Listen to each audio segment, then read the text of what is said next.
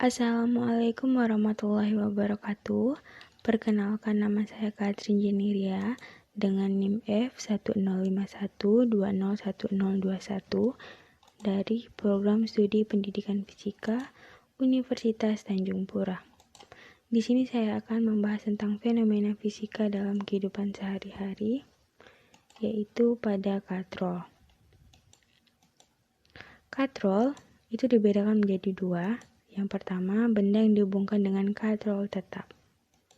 Katrol tetap adalah katrol yang bergerak tetap pada tempatnya dan tidak berpindah.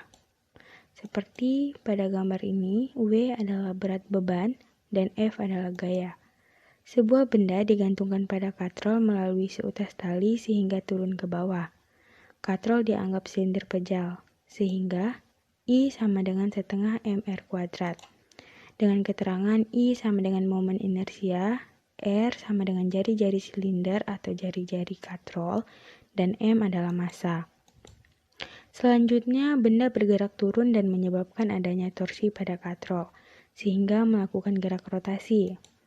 Percepatan gerak katrol dapat dituliskan sebagai berikut, yaitu A sama dengan M dibagi M ditambah I per R kuadrat dikali kecepatan gravitasi.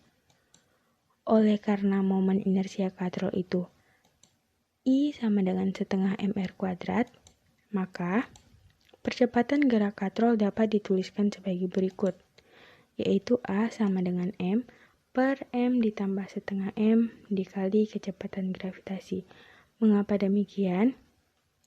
Karena bisa kita lihat di sini bahwa momen inersia yang sudah dimasukkan ke dalam rumus yang pertama, R kuadrat yang di rumus pertama dengan R kuadrat yang di momen inersia itu sama-sama bisa dibagi, maka hasilnya habis. Kemudian dapatlah percepatan gerak katrol sebagai berikut, yaitu rumus yang kedua ini. Kemudian yang kedua yaitu benda yang dihubungkan pada saat katrol bergerak. Buat yang pertama tadi yaitu benda yang dihubungkan pada saat katrol tetap. Nah, sekarang kita benda yang dihubungkan pada saat katrol bergerak. Pada gambar ini, dengan anggapan bahwa katrol dengan tali tidak terjadi slip. Jadi, antara beban pertama dengan beban yang kedua, itu antara katrol dengan tegangan talinya tidak terjadi slip. Jadi, torsi resultan pada katrol adalah sigma torsi sama dengan RT1 dikurang RT2.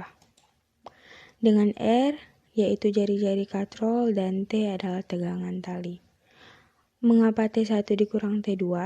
Karena beban pada tegangan yang pertama itu lebih besar daripada beban di tegangan yang kedua. Nah, untuk hubungan percepatan linier dengan percepatan sudut gerak rotasi katrol, yaitu A sama dengan alfa dikali R. A sebagai percepatan gerak beban, dan alfa sebagai percepatan sudut katrol, R yaitu jari-jari.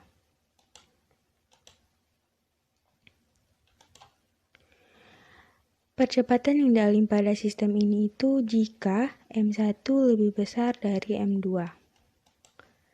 Dengan rumus percepatannya A sama dengan M1 dikurang M2 dibagi M1 tambah M2 ditambah setengah M dikali kecepatan gravitasi. Jika tidak dipengaruhi oleh massa katrol, maka berlaku hukum Newton, di mana sigma F sama dengan massa beban atau massa total dikali dengan percepatan, dengan F adalah gaya. Terima kasih, sekian dari saya, semoga bermanfaat. Wassalamualaikum warahmatullahi wabarakatuh.